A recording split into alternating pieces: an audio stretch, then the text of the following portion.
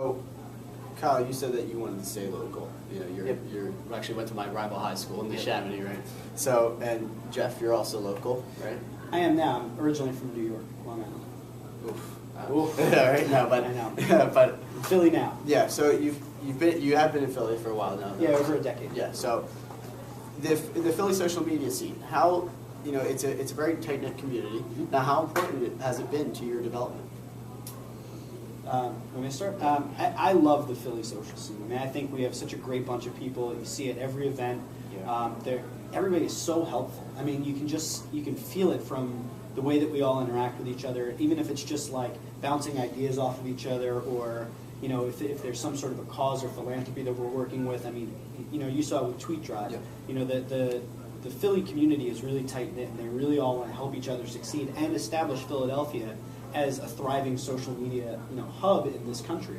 And I think that we're doing a really good job of that. Yeah, absolutely. Yeah, I have to agree with what he's saying. It's like, it's very close-knit, family-like. It's, you know, when we did things at Neiman Group, the social suites, you know, Erica Digitas was talking to us, and, you know, it's really, everyone's really welcoming, and you see the same people at the social media days, and you really get to build on these relationships. So, Absolutely, absolutely. Now, do you guys ever see yourself venturing outside of Philadelphia, or do you think that there is a growing market here? I think there's a growing market here, but I also think that growing market leads to opportunities outside of Philadelphia. I mean, you know, when I first started, actually, within like 3 months of starting at Divine Powers, I was doing a conference out in LA. You know, there's opportunities that are, you know, all over this country, and just because you're in Philadelphia doesn't mean you can't take it or handle it, especially given that most of this stuff is all cloud-based anyway. I mean, for me to monitor Twitter, I don't need to be in any one place in particular. But that's what I would say. I think it's a burgeoning scene, but it'll lead to business outside of Philadelphia. You know, how many people hire a New York agency? Yeah. I completely agree with what he said. I definitely think there's other areas to explore too, but I'm definitely happy with Philadelphia. Absolutely. So, final thought. You know, 2011 is going to be a very big year for social media. It's 2010 really established it, but 2011 is kind of getting to that next level in business. Now, personally, you know, you guys are at positions that you've been at for about a year now, right? So, what do you hope to, you know, bring? I guess in a sense, it's tough for me to word this, but hope to bring to the table in 2011. You know, as far as, you know, transitioning, you know, your clients and transitioning your company towards a social future. Yeah.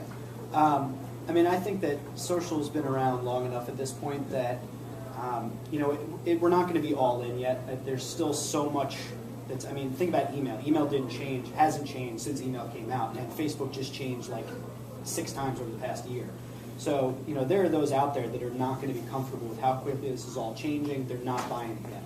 But I think that the tides are shifting a little bit, and there are more businesses that are getting it.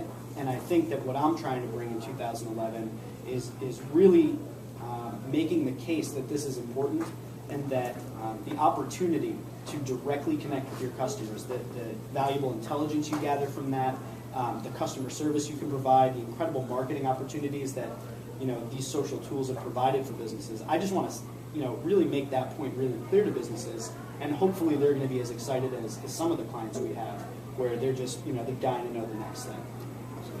I think the same thing, really being able to educate the clients correctly so they see its true value, and definitely want to, you know, yeah. I don't know what I was just going to say. It's totally fine. You know, this is candid. You know, you see that we make mistakes. I think one more thing is I'm hoping that 2011, and again, like everybody's making wild predictions about what's 2011 going to be. There's 1,500 blog posts out there about it, and I've even done some mock blog posts about it.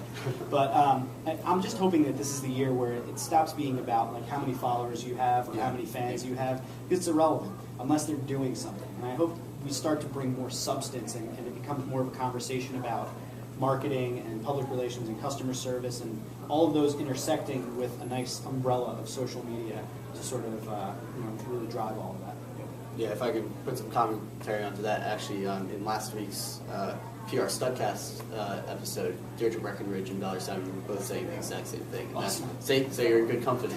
Yeah, but exactly, it's substance is definitely going to be the key moving forward, rather than just pure numbers. Yeah. So I think that wraps us up for today for PRTV. This was a little bit of PR for PR. So Kyle and Jeff, thank you very much for joining me, and hopefully we'll have you guys on soon. Pleasure. Thanks for having me. All right, awesome. All right, have a good night, everybody.